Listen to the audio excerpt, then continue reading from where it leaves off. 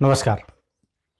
मैं अरुण श्रीमाली, सरस्वती विद्या मंदिर inter college Mahoba से आपके बीच आप लोगों के लिए हिंदी की सरल तरीके से पढ़ाई हेतु एक नया चैनल ASM हिंदी के नाम से लेकर के आए हैं।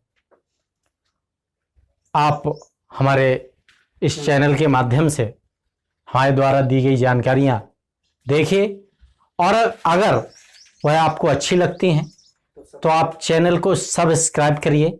लीजिए हम प्रारंभ करते हैं।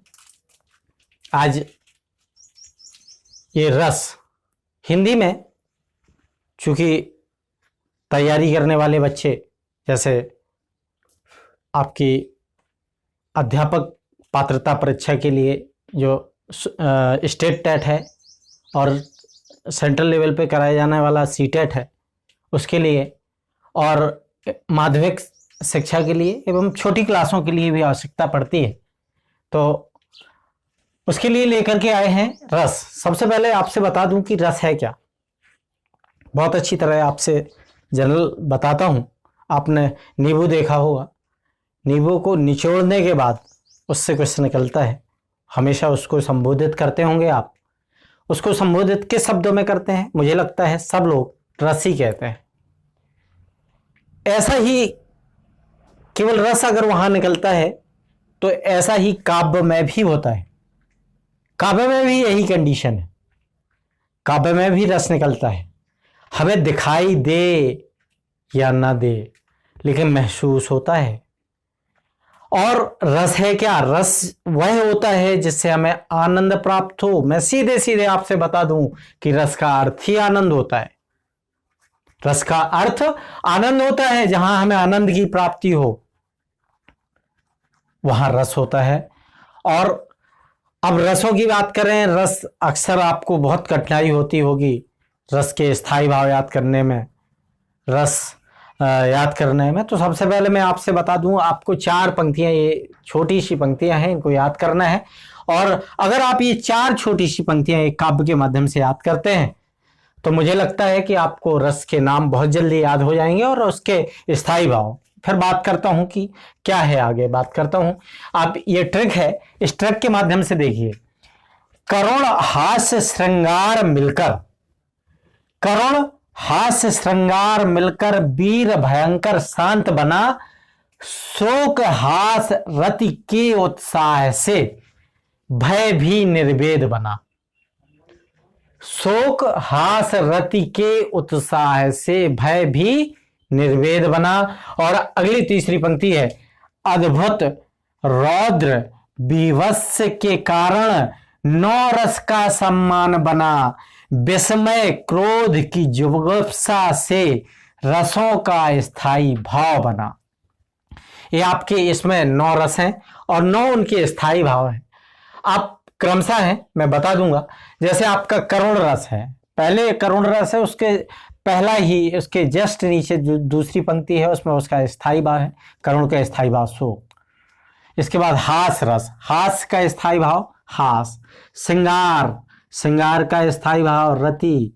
और इसके बाद आता है वीर, वीर का स्थायी भाव उत्साह, भयानक का भय, और शांत का निर्वेद। इसके बाद आते हैं अद्भुत, अद्भुत का विस्मय, रौद्र का क्रोध, बीभत्स का जुगुप्सा।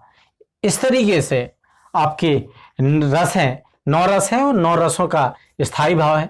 मैं बात करता हूं रस क्या है, कैसे क्या होता है। सबसे पहले जो इसके अवयव हैं, रस के अवयव हैं, इसके अवयवों को समझना आवश्यक है।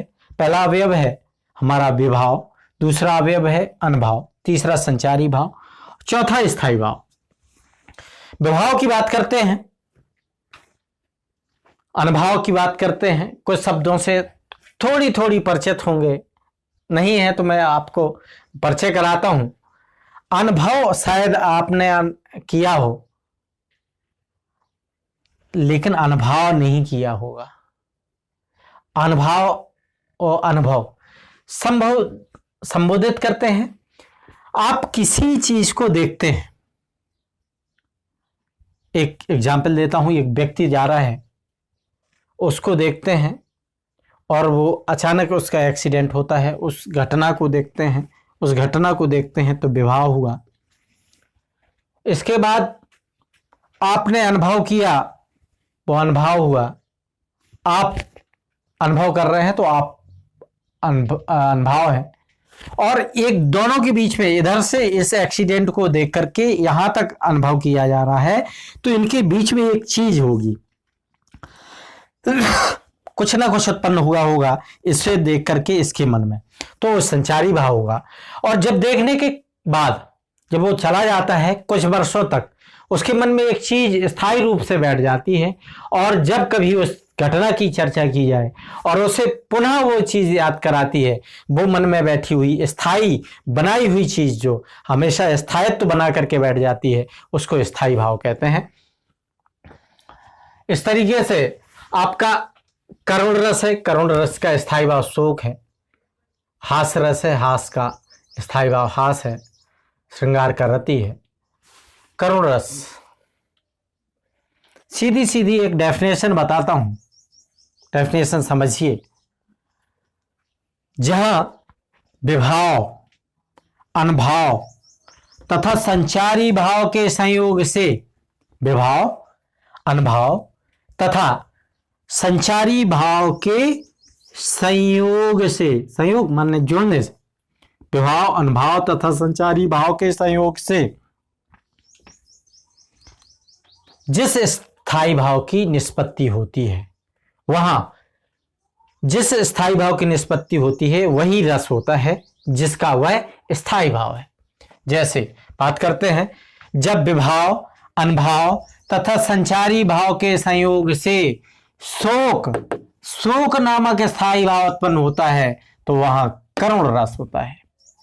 जब विभाव, अनुभव तथा संचारी भाव के संयोग से हास नामक स्थायी भाव की निष्पत्ति होती है तो हास रस होता है।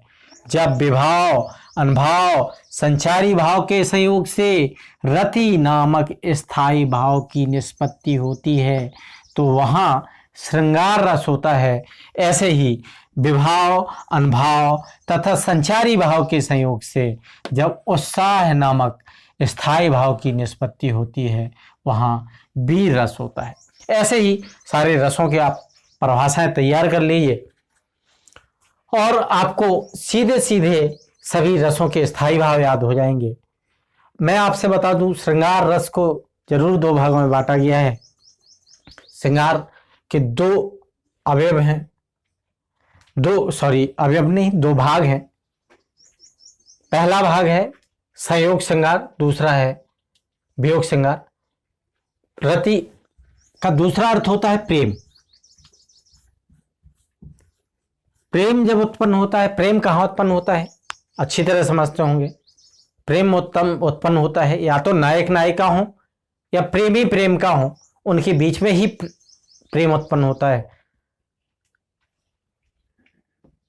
तो जब ऐसे प्रेम के उत्पन्न होने की दशा होती है तो या तो प्रेम संयोग से उत्पन्न होता है या वियोग से उत्पन्न होता है, वहां श्रृंगार होता है। जब संयोग से उत्पन्न होता है तो संयोग श्रृंगार होता है और वियोग से उत्पन्न होता है तो वहां पर वियोग श्रृंगार होता है।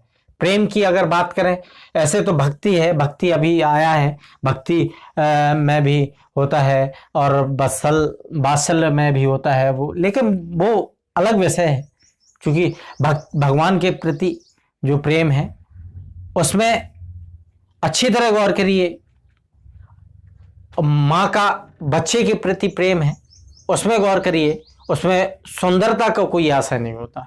लेकिन प्रेमी और प्रेमिका के बीच में सुंदरता का आशय होता है। बच्चा कितना भी गंदा हो, माँ उसका चुंबन गंदे में भी कर लेती है, उसे उतना ही प्यारा लगता है। भगवान कितने भी गंदे हो, भक्त उसका चरण स्पर्श उस गंदगी में भी जाकर के करता है, अगर भले ही वहां पर गंदगी पड़ी, लेकिन उसके लिए वो उतना ही मतलब होता है। लेकिन प्रेमिका यदि गंदी है, प्रेमिका बहुत अच्छी तरीके से सुसज्जित नहीं है, तो हो सकता है प्रेमी उससे प्रेम करना बंद कर दे। इसलिए यहाँ पर जो रति है वो स्थायी भाव प्रेम अलग विषय है और भक्ति और वात्सल्य का प्रेम अलग विषय है। इसके उदाहरण, आपके श्रृंगार का उदाहरण आप भले अच्छी तरह जानते हैं। जैसे उदाहरण देता हूं, राम को रूप निहारती जानकी, कंकन के नग की परछाई। राम के रूप को देखने के लिए सीता जी अपने कंकन की नग में राम जी का रूप देखती हैं। यहां पर सीधे सीधे पता चलता है उनके मन में प्रेम उत्पन्न हो रहा है, और ये प्रेम जो उत्पन्न हो रहा है, ये प्रेम संयोग के कारण उत्पन्न हो रहा है। ये संयोग, इसलिए वहां पर संयोग श्रृंगार है। और ये रामचरितमानस में तुलसीदास जी ने लिखा है, गोस्वामी तुलसीदास जी ने लिखा है, हे खग हे मृग मधुकर श्रेणी, तुम देखी सीता मृग नैनी। जब सीता जी का लंकेश रावण के द्वारा अपहरण हो जाता है, तो ढूंढते हुए जब पहुंचते हैं तो वियोग में जंगल में भौरों से पूछते हैं, पक्षियों से पूछते हैं, हिरणों से पूछते हैं कि हे खग हे मृग मधुकर श्रेणी, तुम देखी सीता मृग नैनी। ऐसी अवस्था में अगर कहा जाए तो वहां पर वियोग श्रृंगार है। इसके बाद करुण रस, करुण रस की बात करते हैं।